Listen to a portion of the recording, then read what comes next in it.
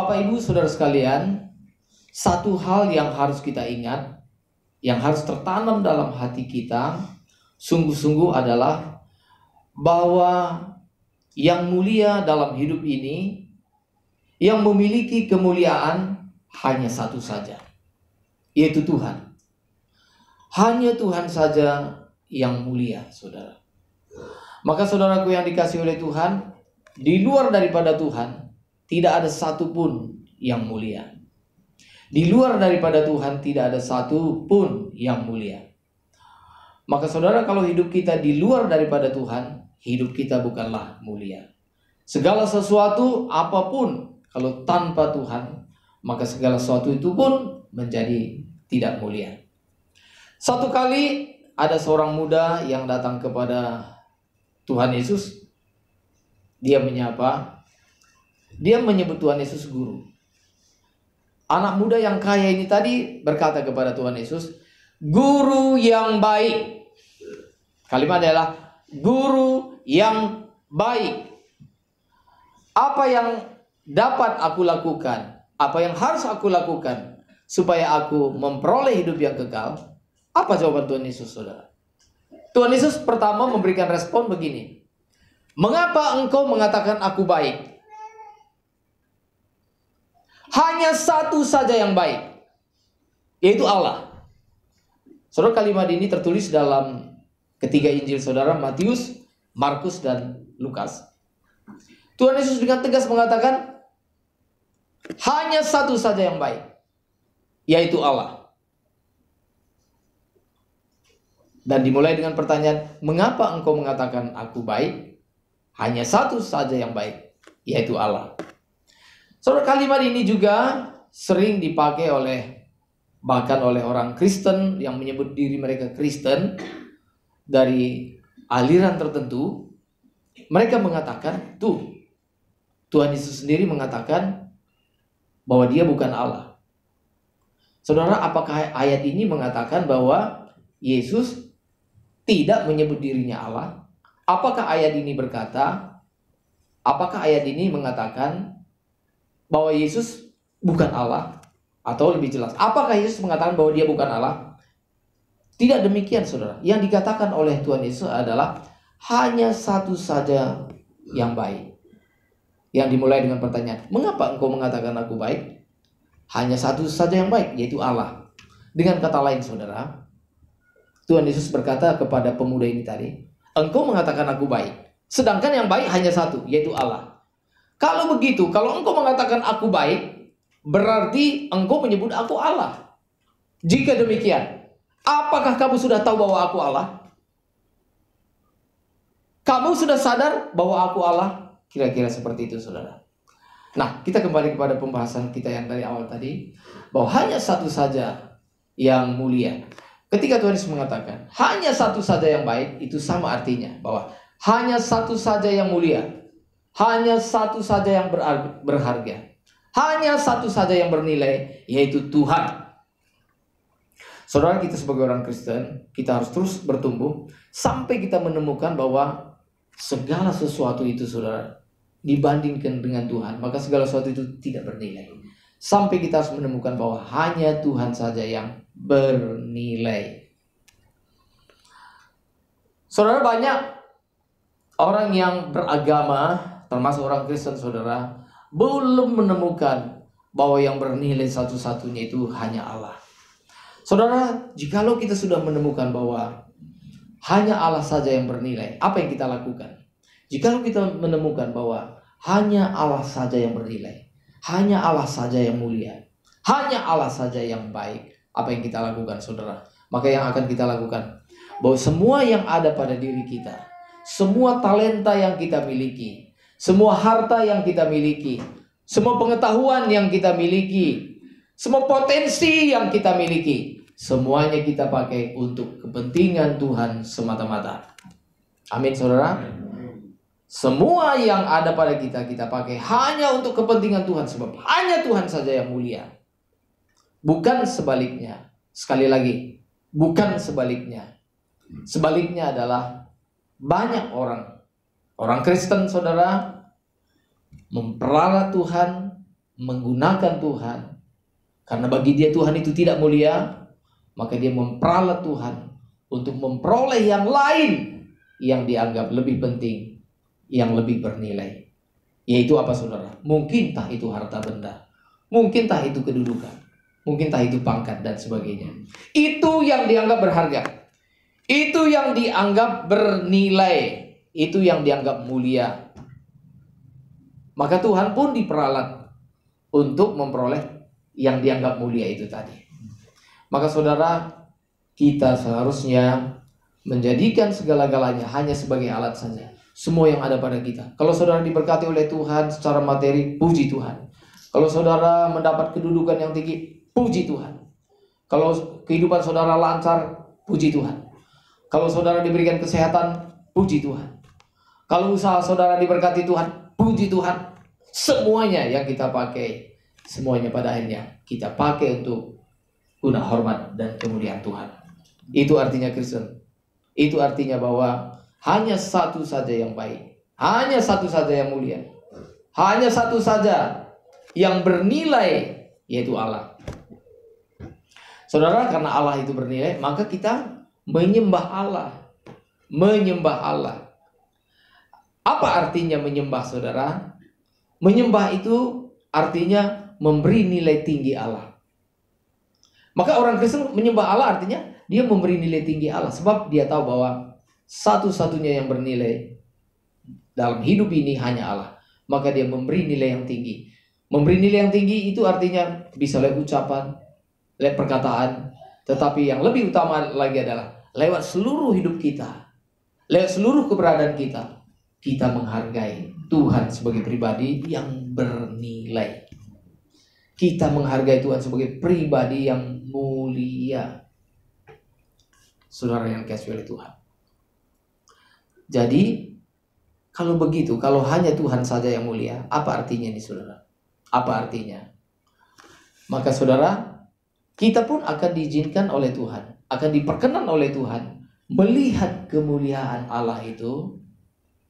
Kita pun suatu hari, bukan hanya suatu hari, tetapi mulai dari sekarang dan puncaknya dalam satu hari kelak, kita akan boleh melihat kemuliaan Allah. Jikalau kita sejak hidup di dunia ini menjadikan Tuhan itu mulia dalam hidup kita. Jikalau hidup kita saudara, jikalau sepanjang hidup kita, kita telah menunjukkan, kita telah membuktikan bahwa Allah itu berharga, bahwa Allah itu mulia, bahwa Allah itu baik, bahwa Allah itu bernilai tinggi. Maka pada akhirnya saudara, orang yang seperti inilah pada akhirnya akan diperkenan oleh Allah melihat kemuliaan Allah yang sesungguhnya ketika kita berada di dalam kekekalan bersama-sama dengan Allah. Maka saudaraku yang dikasihi oleh Tuhan, maka dalam hidup ini tidak ada yang lebih penting daripada Tuhan sendiri. Bukankah ada nyanyian dulu yang berkata, yang terutama dalam hidup ini, yang terutama di dalam hidup ini, meninggikan nama Yesus. Yang terutama di dalam hidup ini, memuliakan namanya. Amin. Saudara, maka jikalau kita menyadari bahwa hanya Tuhan saja yang mulia, maka seluruh hidup kita berikan untuk menghargai Tuhan, untuk memberikan nilai yang tinggi kepada Tuhan. Dengan kata lain saudara, sesungguhnya orang yang mulia di hadapan Tuhan, orang yang bernilai di hadapan Tuhan adalah orang yang menjadikan Tuhan nilai yang tertinggi dalam hidup mereka. Jadi orang yang patut dimuliakan oleh Tuhan adalah orang yang selama hidup saudara, mereka betul-betul memuliakan Allah dalam hidup mereka. Benar-benar mereka menemukan bahwa Allah itu adalah segala-galanya dalam hidup mereka. Karena itu saudaraku yang dikasihi oleh Tuhan, jikalau Allah yang mulia dan jikalau jikalau hanya Tuhan saja yang mulia dalam hidup kita, maka kita tidak boleh memuliakan yang lain. Kita tidak boleh menganggap yang lain lebih utama daripada Tuhan. Kita tidak boleh menganggap yang lain itu lebih penting daripada Tuhan. Kita tidak boleh menganggap yang lain itu lebih bernilai daripada Tuhan. Saudara, salah satu ciri bahwa ini bukan semua segala-segalanya. Salah satu ciri bahwa orang menyadari bahwa Allah itu bernilai adalah kesetiaan saudara dalam ibadah minggu seperti ini pun sudah salah satu ujian, ini pun sudah salah satu tanda seharusnya bahwa saudara menganggap Tuhan itu bernilai. Amin. Bahwa menganggap Tuhan itu bernilai, saudara. Tapi saya mau mengatakan kepada saudara bahwa orang yang rajin datang ke gereja saja pun belum tentu bahwa orang itu menyadari bahwa Allah itu bernilai. Sekali lagi saudara, orang yang rajin datang ke gereja sekalipun belum satu jaminan bahwa orang itu sudah memuliakan Allah dalam hidup mereka. Nah, saudara bisa bayangkan, kalau orang yang setia, yang rajin datang ke gereja pun belum tentu, apalagi yang tidak setia datang ke gereja, tambah tidak. Maka saudara, apa yang harus kita lakukan saudara? Maka kita harus menemukan Tuhan dalam hidup kita, saudara. Kita harus menemukan Tuhan dalam hidup kita. Banyak orang berpikir bahwa menemukan Tuhan itu mudah. Mereka berpikir asal sudah berdoa, asal sudah datang ke gereja, sudah menemukan Tuhan. Saudara, banyak orang berpikir bahwa mencari uang itu lebih sulit daripada mencari Tuhan. Banyak orang berpikir bahwa mencari dan menemukan uang lebih sulit daripada mencari Tuhan. Salah. Sebenarnya mencari dan menemukan Tuhan itu lebih sulit lagi. Kalau saudara mencari uang sulit, untuk itu saudara bekerja keras. Maka saya berkata kepada saudara, saudara kalau mau menemukan Tuhan, saudara membutuhkan usaha, upaya yang jauh lebih keras. Jauh lebih keras daripada saudara menemukan uang, menemukan harta. Prinsip ini harus kita benar-benar sadari saudara. Banyak orang berpikir yang penting kalau sudah cari uang, cari Tuhan mah gampang. Ya yang penting kita datang ke gereja itu, kita sudah bertemu dengan Tuhan. Nah saudara, tapi yang penting kita cari uang dulu. Maka banyak orang saudara, dari Senin ketemu Senin, cari uang. Apa yang dicari orang? Pagi, siang, petang, malam, uang. Karena orang berpikir dengan banyak uang, mereka berpikir bahwa hidup mereka akan bernilai. Mereka akan dihormati. Hidup mereka akan bahagia. Mereka bisa pergi kemana saja. I can go to everywhere. Saya bisa pergi kemana saja. Saya bisa makan apa saja. Saya bisa ngelakuin apa saja kalau saya ada uang. Dan saya bisa melakukan apa saja yang bisa menghibur hati saya. Saudara, maka orang berupaya untuk mencari uang. Mencari uang, memang saya mengatakan bahwa mencari uang tidak mudah. Sulit, bahkan kadang-kadang sangat sulit. Saudara, bagi anak-anak muda nih yang tidak menghargai uang, karena saudara mungkin tidak pernah merasakan mencari uang itu seperti apa. Tapi kalau anak muda yang sudah mulai bekerja, sudah tahu sulit cari uang dan sudah mulai tahu artinya hemat. Benar nggak saudara? Tapi anak muda yang belum pernah cari uang, ya contoh mungkin di sini Abraham gitu ya, nggak tahu cari uang. Ya bagi dia uang itu pun nggak ada apa sih gitu ya. Ya bisa saja uang 100.000 mungkin pengemis datang dikasih blok gitu ya. Kok uang segitu? Dia bilang karena dia memang tidak tahu nilai dan dia memang belum pernah merasakan susahnya cari uang. Oke? Mencari uang itu susah, tapi menemukan Tuhan itu jauh lebih susah. Tetapi saudara, jikalau kita mau berjuang, jikalau kita mau berupaya, maka Tuhan yang paling bernilai itu pun mungkin akan kita temukan. Akan kita temukan jikalau kita mau berjuang dengan sungguh-sungguh. Ada beberapa ayat Alkitab di mana Tuhan Yesus berkata, masuklah lewat jalan yang sempit. Menemukan Tuhan itu seperti melalui jalan yang sempit. Jalan yang sempit itu penuh sesak. Saudara kalau misalnya nggak usah jauh-jauh ya. Saudara kalau misalnya antri makan di restoran, kadang-kadang kan antri kan. Kalau misalnya makan di restoran yang enak, antri kan. Nah, mengapa? Saudara bersedia antri, mengapa? Saudara tahu bahwa makanan di sini enak dan tidak percuma antri. Demikian juga kalau misalnya saudara entah beli obat dulu ya, misalnya masa-masa COVID dulu kan semua apotek juga kan antri. Saudara bersedia antri. Bersedia antri. Karena saudara berpikir antri saya ini pun nggak ada artinya. Artinya saya udah lelah untuk antri, tapi nanti sebentar lagi akan mendapat sesuatu yang lebih penting, yang lebih bernilai, gitu. Jikalau demikian, saudara. Jikalau untuk hal-hal yang lain kita bersedia untuk susah payah, kita bersedia untuk antri, kita bersedia untuk menerima, kita bersedia untuk nunggu, kadang-kadang membosankan untuk mendapat sesuatu yang menurut kita itu penting. Mengapa tidak kita lakukan untuk menemukan Tuhan? Mengapa kita tidak lakukannya untuk masalah rohani kita? Kita bersedia susah-susah, kita bersedia dengan susah payah mencari Tuhan, menemukan Tuhan, melakukan firman Tuhan. Sebab jikalau kita sudah melakukan ini, nanti ketika kita berjumpa dengan Tuhan, maka semua jerih payah kita, semua jerih lelah kita akan dibayar dengan pertemuan kita dengan Tuhan. Akan dibayar oleh Tuhan dengan sukacita yang jauh lebih besar daripada kesulitan yang kita miliki. Setuju kata amin?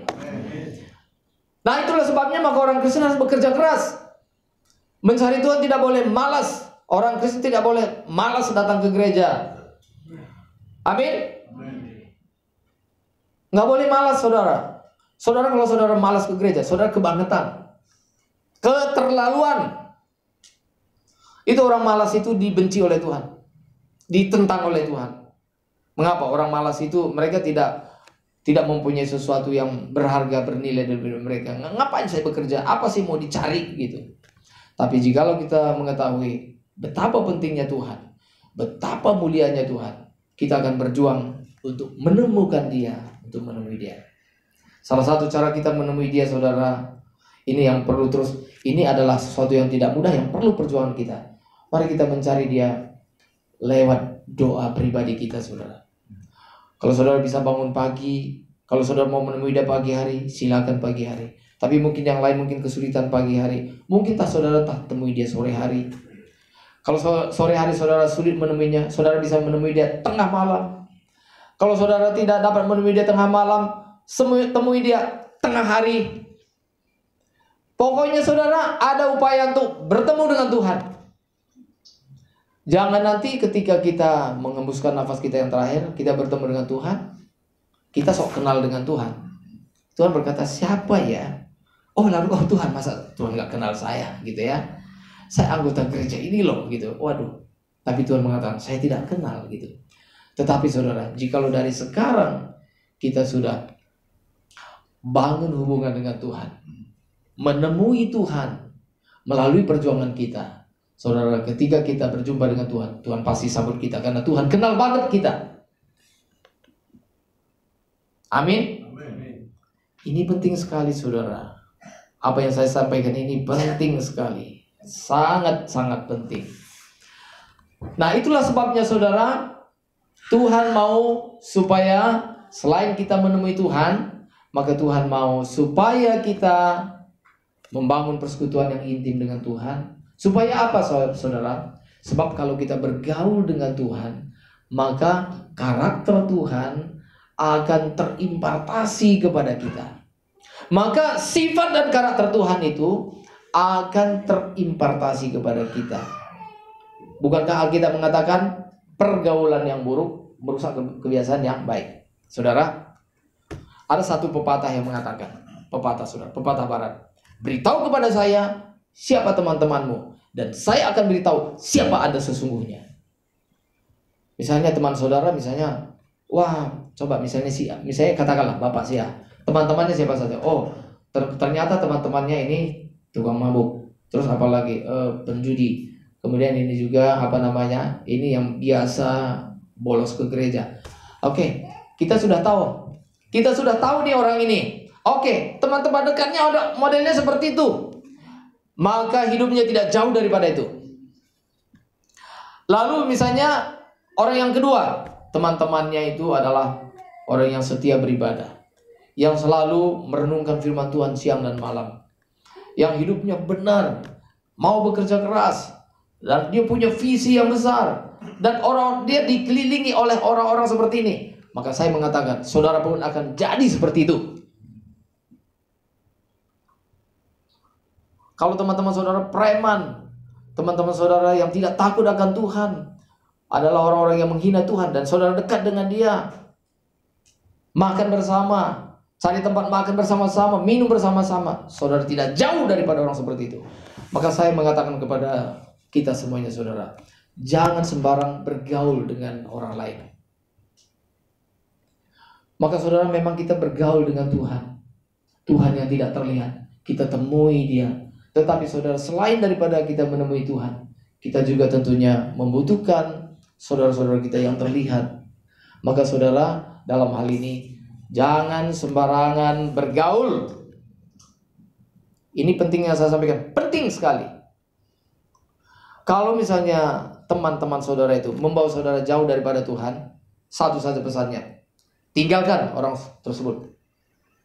Tinggalkan. Karena ada orang yang membawa kita kepada yang menjauhkan kita daripada Tuhan. Nah, orang seperti ini jangan dipelihara, nggak usah disegan-seganin, nggak usah dipikirkan, oh nanti dia tersinggung. Orang dia sendiri nggak memikirkan kita masuk neraka gitu. Kenapa orang seperti ini kita pikirkan dia tersinggung? Oh, amin? Iya, benar saudara. Bergaullah dengan orang yang takut akan Tuhan, yang setia kepada Tuhan, maka saudara akan ikut terbawa dengan hal-hal yang baik. Maka betul sekali kata pepatah itu tadi, beritahu kepada saya siapa teman-temanmu, dan saya akan beritahu siapa Anda sesungguhnya.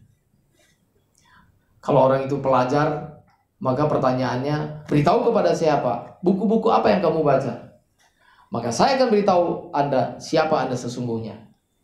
Jadi sebenarnya siapa kita itu ditentukan oleh pergaulan kita, ditentukan juga oleh buku-buku bacaan kita, ditentukan juga oleh film-film yang kita lihat, ditentukan juga oleh orang-orang yang ada di sekitar kita, dan sebagainya, dan sebagainya. Dan satu hal yang paling penting, siapa kita yang sesungguhnya ditentukan oleh bagaimana kita bereaksi terhadap panggilan Tuhan. Jikalau kita adalah orang yang bersedia memenuhi panggilan Tuhan, nah itulah kita yang sesungguhnya. Jikalau kita tidak pernah bersedia memenuhi panggilan Tuhan dalam hidup kita, kita tidak pernah menjadikan Tuhan itu sebagai satu pribadi yang paling bernilai, maka sebenarnya itulah kita yang sebenarnya. Jadi siapa kita yang sebenarnya adalah bagaimana kita bereaksi, bagaimana kita bereaksi terhadap panggilan Tuhan dalam hidup kita. Nah saudara yang dikasihi oleh Tuhan, maka Tuhan itu saudara, dia menghendaki kita supaya kita bergaul dengan dia, supaya apa? Supaya sifat Tuhan, karakter Tuhan itu terimpartasi dalam hidup kita. Itulah sebabnya maka saudara, Tuhan seringkali membawa kita ke jalan yang tadi nyanyian kita saudara. Jalan kita tidak selalu rata. Kadang ada terjal mendaki bukit yang tinggi, atau jalan kita itu curam untuk menuruni lembah, menuju kepada lembah, berliku-liku. Jadi saudara, menjadi orang Kristen itu, Tuhan memang tidak menjanjikan bahwa kalau kita ikut Tuhan Yesus, maka jalan kita akan selalu rata. Rata-rata tidak rata. Amin saudara. Jalan kita memang tidak selalu rata. Bahkan rata-rata tidak rata. Halo. Sekali lagi, jalan kita tidak selalu rata. Rata-rata tidak rata sebenarnya, saudara. Tapi mengapa? Melalui itu, saudara, Tuhan sebenarnya sedang membentuk kita. Membentuk kita supaya kita memiliki karakter seperti Tuhan. Jadi kita bersekutu dengan Tuhan, kita menemui Tuhan dengan doa kita, dalam doa kita menemui Tuhan, duduk di kaki Tuhan. Tapi kita juga harus berjalan bersama dengan Tuhan melalui jalan yang dibawa oleh Tuhan.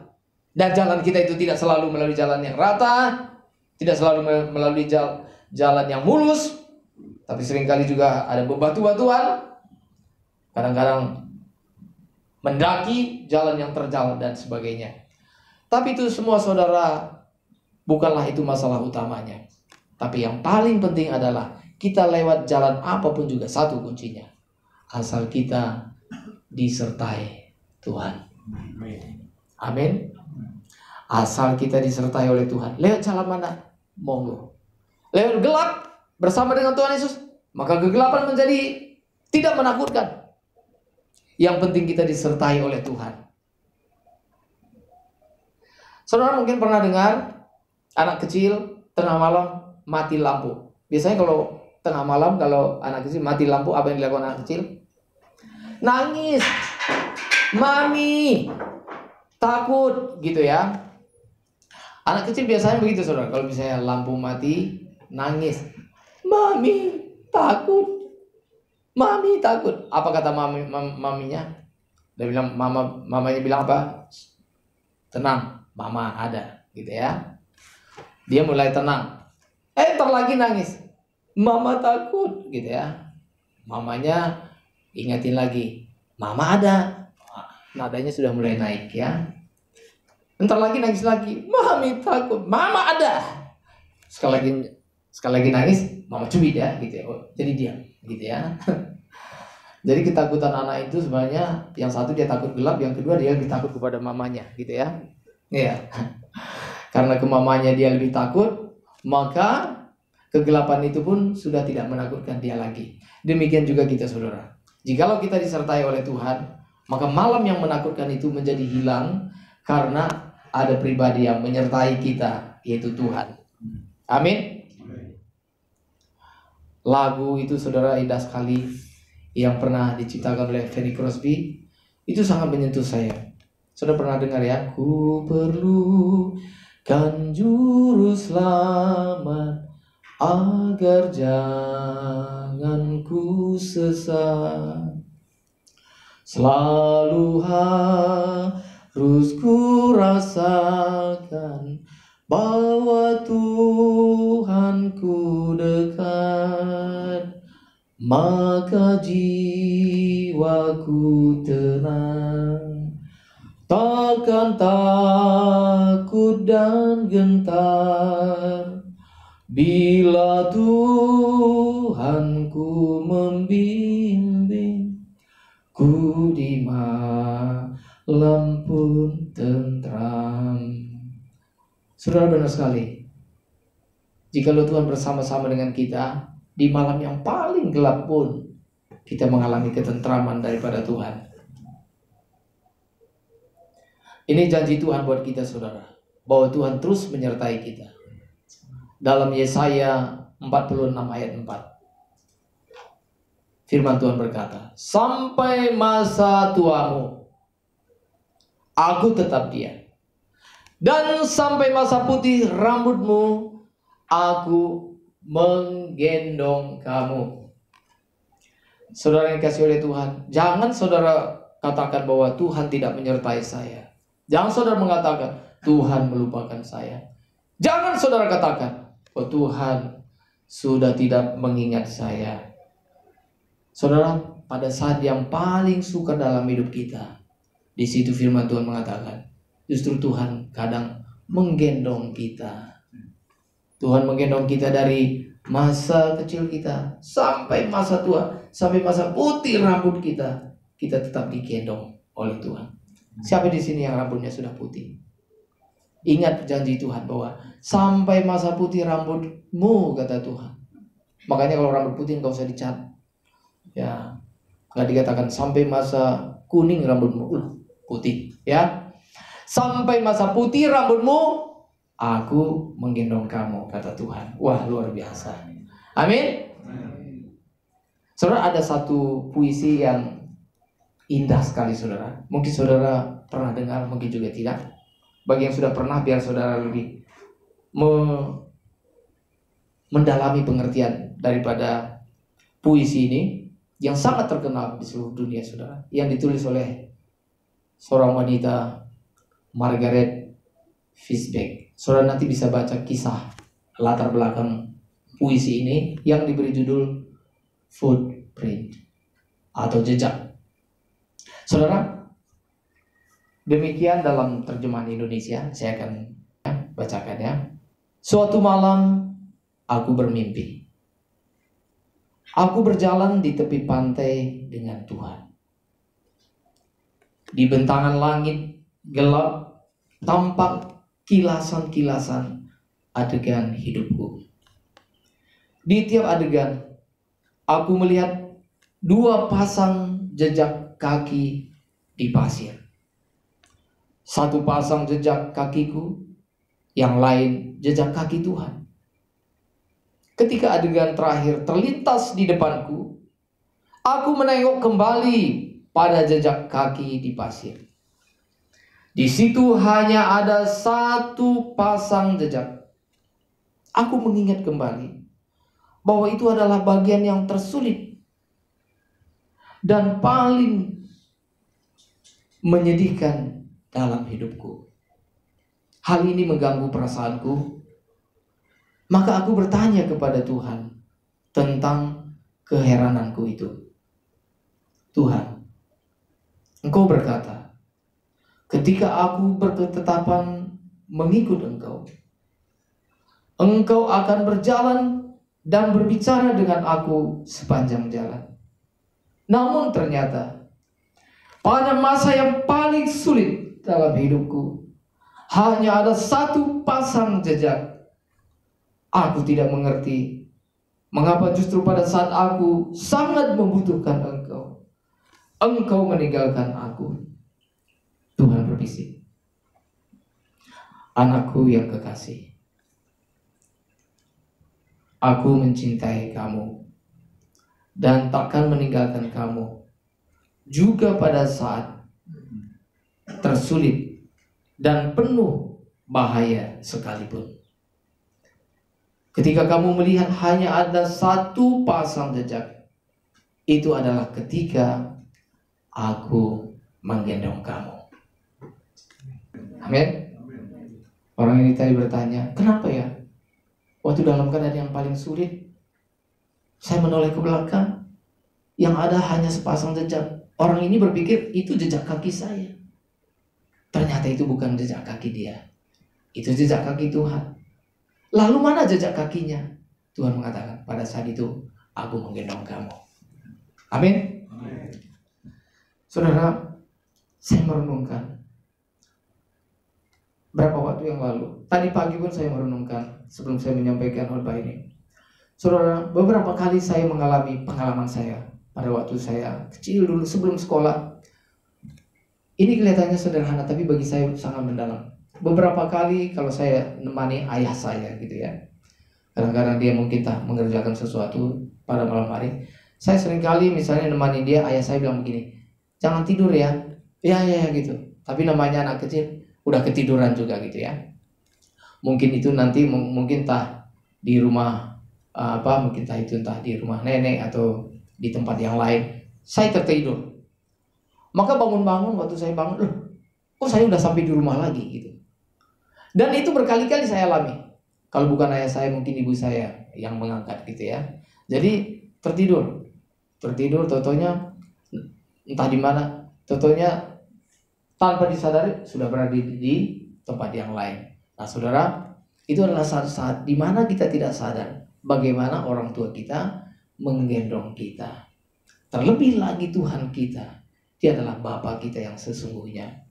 Seringkali pada saat-saat yang kita tidak sadari, bahkan mungkin saat yang paling sulit dalam hidup kita, saat dimana kita sangat membutuhkan Tuhan, sepertinya kita ingin supaya Tuhan menyatakan dirinya. Tapi justru pada saat yang kita tidak sadar itu, Tuhan berbuat sesuatu melebihi dari yang dapat kita pikirkan. Itu Tuhan menggendong kita dengan caranya Tuhan. Amin. Tuhan menggendong kita. Maka firman Tuhan ini berkata, Tuhan sendiri mengatakan, sampai masa tuamu, aku tetap dia, kata Tuhan. Artinya kita bisa tambah tua, tapi Tuhan tidak pernah tua, saudara. Tuhan tetap ada dari selama-lamanya sampai selama-lamanya. Dan sampai masa putih rambutmu, kata Tuhan, aku menggendong kamu. Saudara, Allah kita itu ada dari dulu. Allah itu ada dari kekal sampai kepada kekal. Tapi kita, saudara, kita bukan berasal dari kekal. Ketika kita dalam kandungan, itulah awal kehidupan kita, dan kita dilahirkan. Dan sejak kita dari kandungan kita, kalau di dunia ini, maka Tuhan menolong kita sampai pada masa putih rambut kita. Di dunia ini Tuhan berjanji untuk memelihara hidup kita, menggendong kita sampai masa putih rambut kita. Tetapi saudara, pemeliharaan Tuhan bukan hanya di dunia ini, tetapi sampai kekekalan. Allah itu kekal, dan Allah pun memberikan kekekalan kepada kita. Dan Allah berjanji Dia akan menyertai kita selama-lamanya. Allah menyertai kita sampai kepada kekekalan. Saudara yang dikasihi oleh Tuhan, jikalau Allah berjanji untuk menyertai kita sampai kepada kekekalan, apa yang dapat kita lakukan untuk membalas kebaikan Tuhan dalam hidup kita? Maka kita pun ingin mengatakan bahwa Tuhan, hidupku adalah milik-Mu. Semua yang ada padaku adalah milik-Mu. Jika Engkau mengingat aku, jika Engkau memelihara aku, maka aku pun ingin mengingat Engkau, menyenangkan hatimu, dan menuruti rencanamu. Saudara, hiduplah dalam kesucian, hiduplah dalam penurutan kepada Tuhan. Itu yang berkenan bagi Tuhan. Dan saudara sungguh-sungguh dapat merasakan kehadiran Tuhan dalam hidup saudara. Tuhan memberkati kita. Amin.